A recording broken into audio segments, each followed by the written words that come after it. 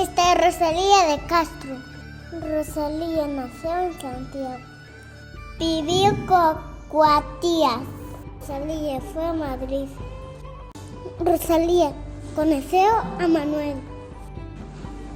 Rosalía estaba triste. Escribía poesías en galego. Morreu en Galicia.